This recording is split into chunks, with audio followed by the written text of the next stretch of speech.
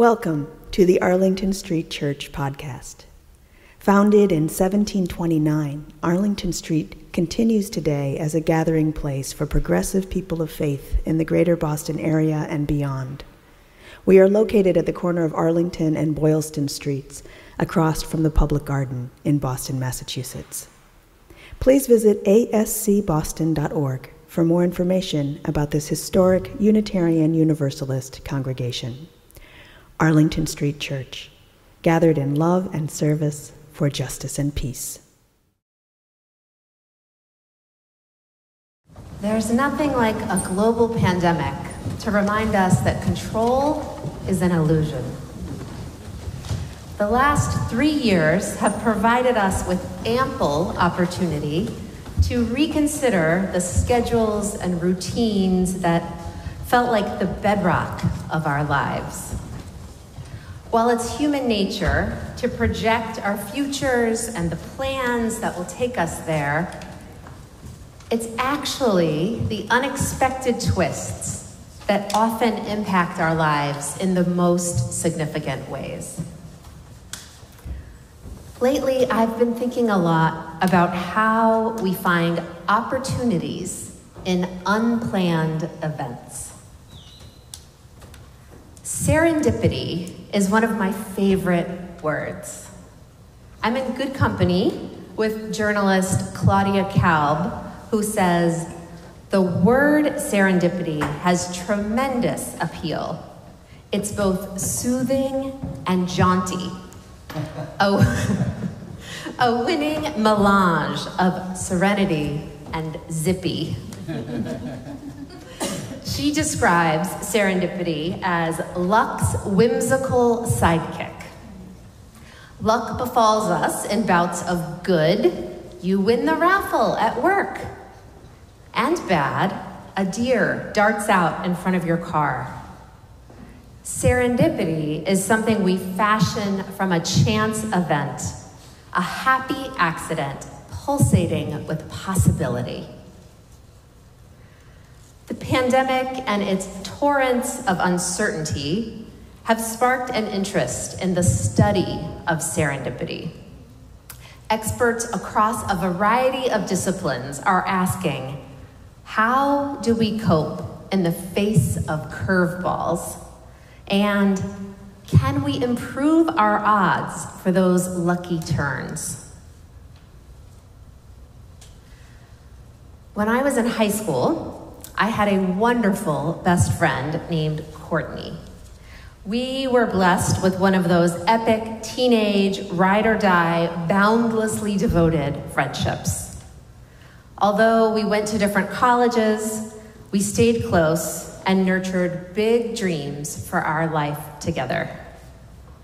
After 4 years of being hardworking, high-achieving college students, we were ready for fun and adventure.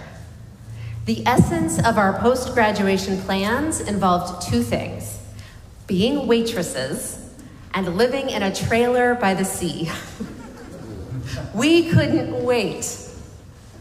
Our senior year of college, Courtney fell in love with Kevin, her first real boyfriend. The plan began to shift. Kevin and his best friend were moving to Boulder. Wouldn't it be fun if we all went to Colorado? This was certainly a departure from our trailer by the sea, but I came around. I eventually got excited about Boulder after a bit of research on the quaint and quirky town in the foothills of the Rockies. Alas, after graduation, the plan shifted again. Courtney and Kevin had decided to stay in our hometown and get an apartment together. I was devastated and completely adrift. I had no idea what I wanted to do with the rest of my life, and I was clinging to that plan with Courtney as my only shred of direction. It was a rough summer. At one point, I ran into my high school boyfriend who said to me, you can still go to Boulder. I can totally see you there on your own, having a great adventure. As our Buddhist friends would say, he gave me the view. What a gift. I packed up my little Toyota Celica convertible and drove 1,700 miles from Jacksonville, Florida to Boulder, Colorado. I moved my entire life to a place I'd never been, where I had no job and nowhere to live. It was one of the best things I've ever done. Not knowing a person in town, I was open to meeting anyone and everyone. I chatted up a lot of strangers, one of whom happened to mention that Ruby Tuesday was hiring and wasn't so picky about having previous restaurant experience. There ended up being a lot of great things about that job, but the best was meeting Aaron Vadney. Aaron was a kindred spirit who would become my housemate in Boulder and remains one of my dearest friends to this day. I also served as a volunteer at a day shelter, which led me to connecting with an extraordinary woman named Suzanne Baldwin. I could preach an entire sermon on Suzanne. She was my personal Oprah and a shining embodiment of love and spirit at work in the world. Suzanne was my first spiritual teacher, and she opened up the path that's led to me standing here right now.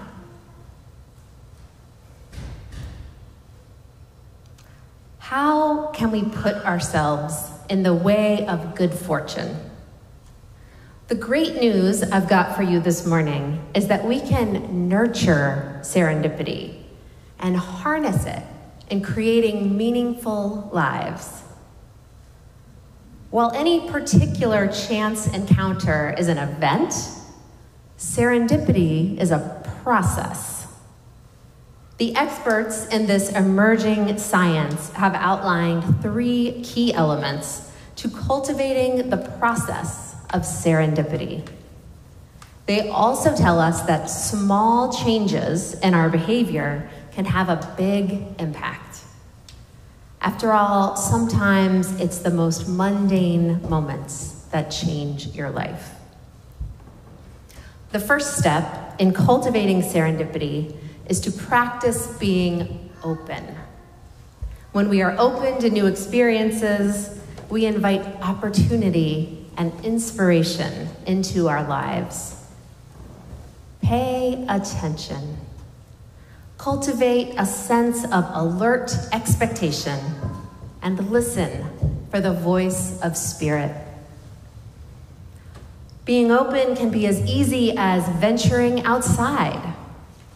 Leave your phone in your pocket so you can keep your head up. Smile at strangers. Be curious. When meeting someone new, try replacing the standard, "So what do you do?" with more relational questions like, "What's on your mind?" or "What's inspiring you right now?" Start to challenge your unconscious biases and preconceptions of what's possible. Unlikely things are happening around us all the time, but go unnoticed because our expectations aren't tuned in to see them. Expand the range of what you expect to happen. The second element in cultivating serendipity is learning to connect the dots. When you encounter something unusual or unexpected, think, "This is a trigger for serendipity." Then consider how it might be linked to facts or events that previously seemed unrelated. Meaningful coincidences have been described as tiny miracles steering us toward the good life. Or, as Albert Einstein famously said, coincidence is God's way of staying anonymous. It takes practice and wisdom to filter information in this way and discover the value in the connections. Christian Bush, author of the book, The Serendipity Mindset, The Art and Science of Creating Good Luck, describes the skill as creatively recombining events, observations, or fragments of information based on the unexpected recognition of a meaningful link. He urges us to see bridges where others see gaps.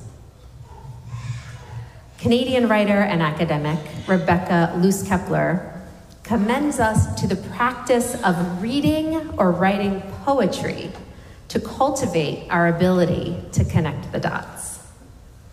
She says, the word serendipity conveys that insight arises from preparation. Paying close attention, recognizing that something holds the potential of significance, and searching for the relationship among things are the practices of poets. This work prepares the ground for serendipitous events. Without earlier consideration and notice, it's easy to miss the opportunities that come calling. American poet Charles Simic echoes this idea, saying, "In the beginning, poems are like a table on which you place interesting things you found on your walks. A pebble, a rusty nail, a strangely shaped root, the corner of a torn photograph, where after months of looking at them and thinking about them daily, certain surprising relationships which hint at meanings begin to appear." In its essence, an interesting poem is an epistemological and a metaphysical problem for the poet. The final element in cultivating serendipity is human effort. Be prepared to take action. When we recognize potentially transformational coincidences, it's essential to grasp hold and do something with these fleeting moments. Tenacity and resilience are often crucial in turning potential serendipity into a positive outcome. Allowing for the unexpected can spark relationships and galvanize innovation. Every love story involves an element of serendipity. Here's one of my favorites. This is the tenacious Barack Obama, 44th President of the United States, describing how he met his beloved wife, Michelle. After my first year of law school, I took a summer job at a firm in Chicago. A year earlier, I'd been working as a community organizer in some of the city's poorest neighborhoods. And I struggled with the decision to go to a large firm. But with student loans mounting, I couldn't pass up those 3 months of generous salary. Michelle worked at the firm too. In the luckiest break of my life, she was assigned to be my advisor, charged with helping me learn the ropes. I remember being immediately smitten with her. I asked her out. She refused. I kept asking. She kept refusing. "I'm your advisor," she said. "It's not appropriate." Finally, I offered to quit the job, and at last, she relented. On our first date, I treated her to the finest ice cream Baskin-Robbins had to offer, our dinner table doubling as the curb. I kissed her, and it tasted like chocolate. I knew those student loans were going to get me a great education, but I had no idea they'd lead me to the love of my life. Nearly half of all major scientific breakthroughs emerge as the result of accident or coincidence. Here's one of the most legendary stories of science and serendipity, as told by journalist Benjamin Wolfe. Alexander Fleming's discovery of the first antibiotic, penicillin, in 1928 is rightfully regarded as a triumph of serendipity. His petri dishes of cultured bacteria, hastily stacked on a workbench while he was away on vacation, became contaminated with a bacteria-killing mold. That stroke of luck, combined with the wisdom to notice things not sought after, earned him a Nobel Prize and a place in medical history. What's less well known is that Fleming's earlier discoveries, such as the antibacterial enzyme lysozyme, came about from a similarly keen perception. So it wasn't just good fortune. Fleming had a practice of active and careful looking. People who are always observing are primed for discovery. My friends, we are living in a fast-changing world that's facing entrenched problems, including political polarization, systemic racism, and looming ecological collapse. Much of our future will be driven by the unexpected.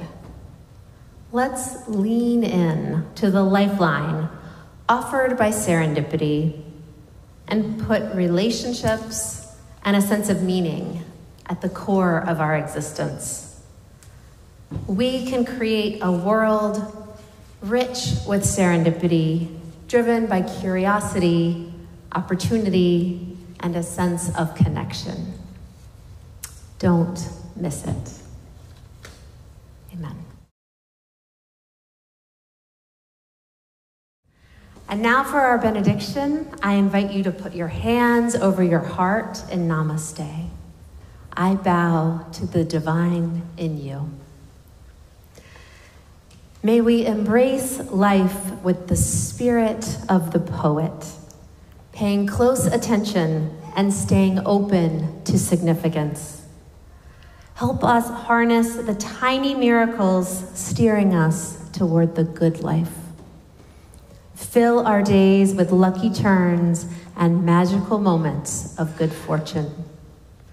Bless us with the hope, joy, and possibility that come from cultivating serendipity.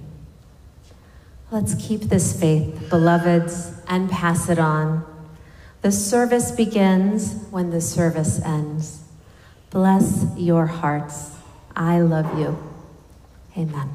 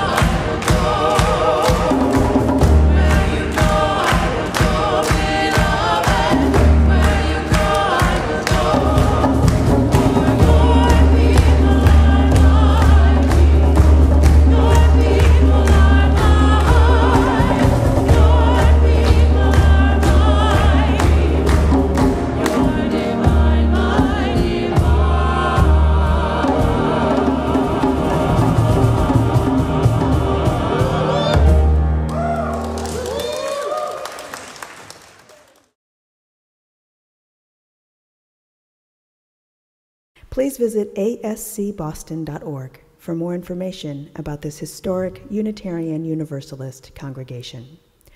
Arlington Street Church, gathered in love and service for justice and peace.